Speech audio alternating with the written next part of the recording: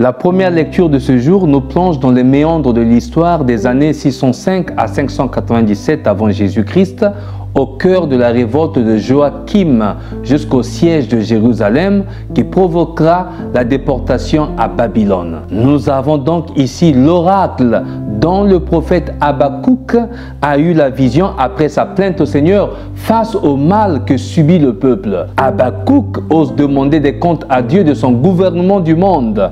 Oui, le royaume de Juda a péché, mais pourquoi Dieu qui est saint, qui a des yeux purs pour voir le mal, choisit-il les Chaldéens barbares pour exercer sa vengeance? Pourquoi fait-il punir le méchant par un plus méchant que lui? Pourquoi a-t-il l'air d'aider au triomphe de la force injuste? C'est le problème du mal posé sur le plan des nations comme les nôtres, où le présent est mis à mal et l'avenir est incertain, l'avenir est hypothéqué dans les nations qui sont les nôtres aussi. Jusqu'à quand, Yahvé, appellerai-je au secours sans que tu n'écoutes?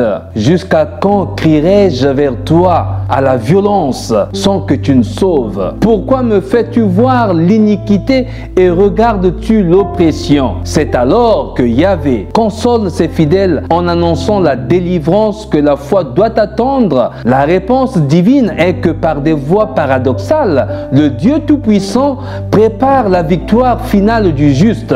Le juste vivra par sa fidélité, le juste vivra par sa foi, nous dit la première lecture du prophète Habakkuk. En présence des épreuves et des scandales, quels qu'ils soient, demandons-nous aussi, comme les apôtres angoissés dans l'évangile, Seigneur, augmentons-nous la foi. À lui, donc au Seigneur, de répondre, si vraiment vous aviez la foi grosse comme une graine de moutarde, vous diriez à ce sycomore, déracine-toi et va te planter dans la mer, il vous obéirait. Pour Jésus, la vraie foi authentique et ancrée, même si elle est petite, est capable d'accomplir de grandes choses. La foi peut réaliser l'impossible, non par sa propre force, mais parce qu'elle est confiance en la puissance agissante de Dieu. Puis, rien n'est impossible à celui qui a vraiment la foi, à celui qui croit réellement en Dieu. Car rien n'est impossible à Dieu. La foi,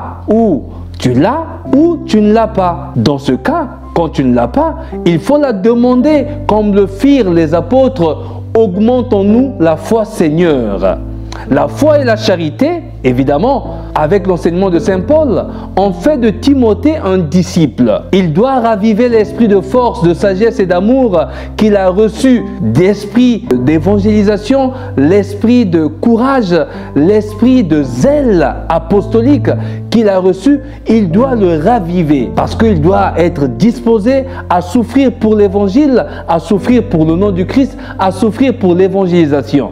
Et le Seigneur le récompensera aujourd'hui, demain et chaque jour, car le Seigneur n'abandonne jamais ceux qui ont la détermination dans l'annonce de l'évangile. Le Seigneur n'abandonne jamais ceux qui se donnent et s'adonnent à l'évangélisation. Alors, quand on a tout fait comme Timothée, il faudrait que l'on se sente petit et que l'on se retire. Parce que face à Dieu, à sa grandeur, on se sent toujours petit, insuffisant, serviteurs inutiles. Il n'y a donc pas de place pour l'orgueil, pour l'arrogance. On est toujours pauvre de bien par rapport à la volonté divine, même quand on a fait tout ce qui dépendait de nous. Il faudrait que l'on se retire, il faudrait que l'on se dise, nous ne sommes que des serviteurs inutiles. Je n'ai fait que mon devoir, je n'ai fait que ce que je dois faire. Que notre responsabilité, notre place dans la société ou dans l'église, telle qu'on est général, ministre, président de la République, prêtre, pasteur, apôtre,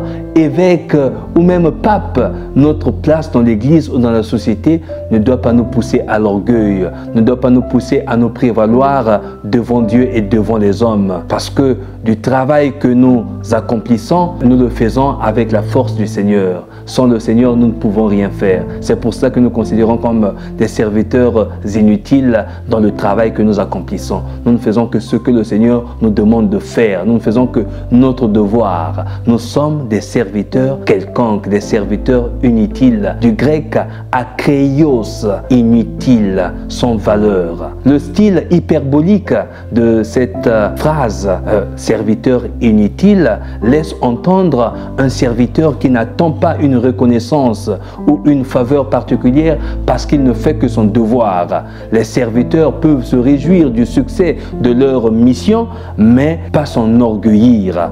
Ils ne sont qu'instruments de l'amour de Dieu pour les autres. Sans Dieu, ils ne peuvent rien faire. C'est cette conscience incrustée dans ma petite vie qui me pousse et qui m'a toujours poussé à choisir cette signature à la fin de mes homélies, serviteur inutile, parce que je me retiens inutile, je me retiens quelconque, un instrument de Dieu qui ne fait que ce que le Seigneur lui demande. Je ne fais rien par mes propres mérites, par mes propres forces, je n'en ai pas d'ailleurs, mais ma force vient du Seigneur, vient de l'Éternel qui m'envoie en mission et qui veut que j'accomplisse le peu que j'accomplis. C'est pour cela que la conscience me pousse et m'a toujours poussé à me considérer ainsi serviteur inutile. Et c'est comme ça que nous devons nous considérer quand on a fait un travail au nom du Seigneur, quel qu'il soit, au travail, dans la société, dans l'église, en famille, dans notre milieu de vie.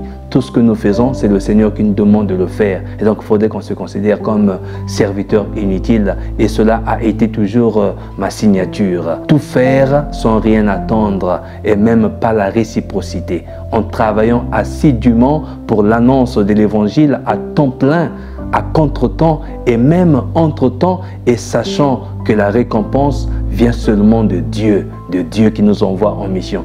Ceci nous rappelle évidemment que nous ne devons pas nous préoccuper de notre propre intérêt ou de notre propre image, mais de la place que Dieu doit occuper au cœur de notre mission, au cœur de notre vie. Pour cela, il faut disparaître après avoir tout fait, afin que Dieu demeure pour toujours l'unique protagoniste, l'unique nécessaire au cœur de notre vie, au cœur de notre mission. Il faut savoir, évidemment, et humblement s'anéantir afin que Dieu occupe la première place. Savoir disparaître, s'anéantir, afin que Dieu occupe toujours la première place dans tout ce que nous faisons, dans notre vie, dans notre mission. Un jour, je fis une expérience belle et mauvaise à la fois, mais qui me servit de grande leçon. Au cœur d'une discussion dans un presbytère, en plus, avec un aîné prêtre, il me dit: tu n'es rien. Tu sei nessuno en italien. Tu n'es rien, c'est-à-dire que tu n'es personne. Alors ce jour-là, pené dans mon cœur, avec des larmes discrètes, je lui répondis: oui, tu as raison, je ne suis rien. Car on devient quelqu'un en apprenant à être rien. Si diventa qualcuno imparando ad essere nessuno. On devient quelqu'un en apprenant à être rien. Je lui répondis comme ça. Et il fut très silencieux ce jour-là. Il resta lui aussi méditatif et pensant à ce que je lui avais dit. Et je me suis levé, je suis parti. Et depuis ce jour-là, j'ai appris à être rien. J'ai appris à être personne. Je ne suis personne, je ne suis rien, car c'est le Seigneur qui est à travers nous. C'est Dieu qui est. Nous ne sommes rien. Sans Dieu, nous ne pouvons rien faire. Évidemment, avec des larmes aux yeux et avec un cœur blessé, j'ai appris ce jour-là une très belle leçon d'humilité et d'anéantissement. Dieu est l'être suprême. Nous ne sommes rien sans lui. Le temps étant l'autre nom de Dieu, mais chacun à la place qu'il faut, mais chacun à sa propre place et répond à chacun selon ses actes. Le temps, c'est l'autre nom de Dieu. Le temps essuie les larmes et démonte l'arrogance stérile et inutile des hommes.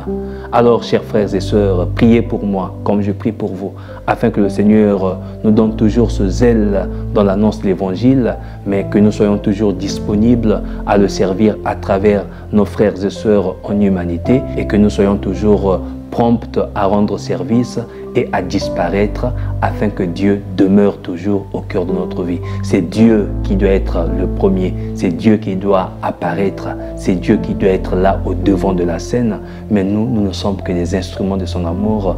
Sans Dieu, nous ne pouvons rien faire. Sans Dieu, nous ne pouvons pas accomplir ce que nous faisons. Donc c'est Dieu qui doit être au premier plan, c'est Dieu qui doit être à la première file, à la première ligne. Priez pour moi comme je prie pour vous. Je vous souhaite un excellent dimanche. Que Dieu vous bénisse. Abbé Stephen Yanin Kodia, serviteur inutile.